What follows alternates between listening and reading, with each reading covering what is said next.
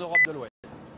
On reste dans le domaine de l'entreprise, mais on va parler de laïcité. Après l'arrêt de la Cour de cassation sur la crèche Babylou, le gouvernement prépare, vous le savez, une nouvelle loi pour les métiers de contact avec les enfants dans le privé.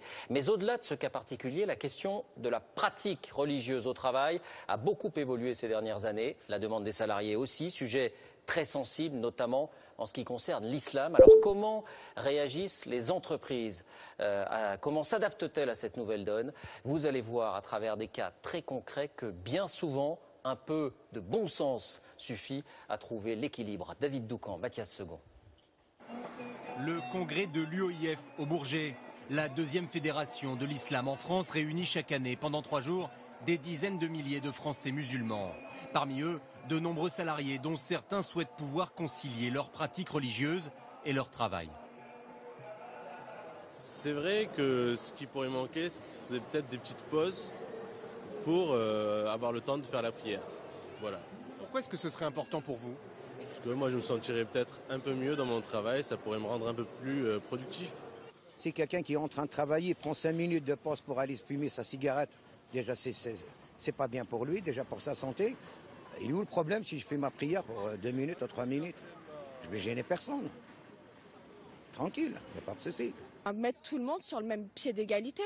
Étant donné que Noël est férié, pourquoi l'Aïd ne serait pas férié aussi? Je vois pas pourquoi on interdirait à une femme voilée de travailler parce qu'elle a le foulard. Elle n'est pas plus efficace ou moins efficace parce qu'elle a un foulard. Dans le privé, l'employeur est libre de dire à la personne de garder ou pas le foulard. Face à ces demandes, il arrive que la relation avec l'employeur se crispe. Ce fut le cas dans la crèche Babylou en région parisienne. Une employée avait été licenciée en 2008 car elle refusait d'ôter son foulard islamique. Licenciement annulé le mois dernier par la Cour de cassation. Autre exemple, en août 2012, 4 animateurs d'une colonie de vacances sont suspendus parce qu'ils jeûnaient pendant le travail du fait du ramadan. En 2009, une chercheuse d'EDF décide de porter le voile, entraînant une réaction de rejet de ses collègues qui saisissent la direction. Mais la liste n'est pas si longue car dans la majorité des cas, les entreprises essaient de trouver une solution conciliante. Bienvenue à l'Association nationale des DRH. Ici, c'est Pascal Bernard qui planche sur le sujet. Il produira bientôt un manuel à l'attention des managers avec une préconisation, être le plus tolérant possible mais dans une certaine limite. Dans une usine, il y a un temps de pause d'1 heure dans la journée, je dis n'importe quoi. Des salariés veulent prier. Bon.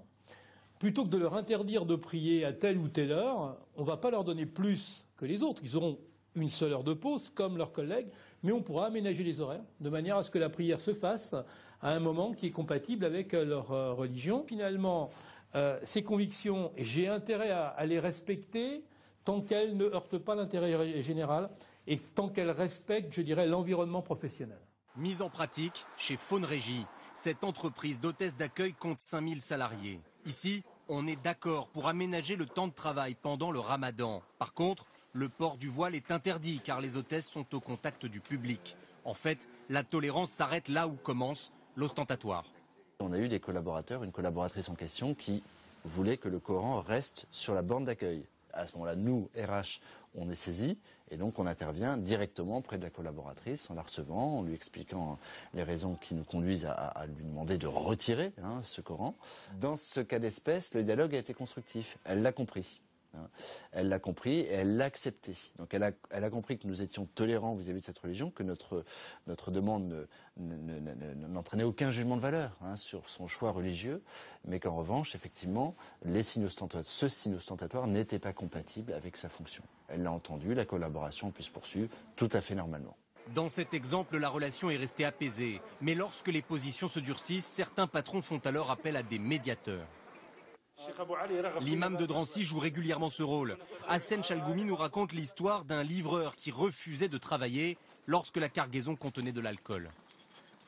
J'ai adressé le message à l'employé, ton travail c'est un livreur, toi. Tu n'es pas un livreur de produits illicites islam, vis-à-vis de l'islam, l'alcool et d'autres. Non, ton travail est livreur. Donc il a repris le travail normalement? Tout à fait, il a repris le travail normalement. Le patron, il a besoin des employés, ils n'ont pas besoin de religieux, c'est clair. S'il a accepté le travail, parce qu'il y a des conditions, il faut qu'il applique les règles. Et avec le dialogue, avec les patrons en général, toujours il y a des solutions. Alors faut-il une loi? Les entreprises qu'on a rencontrées disent non. Au contraire, elle pense que cela pourrait tendre les choses. Sur la question de l'islam en entreprise, c'est le bon sens qui prime.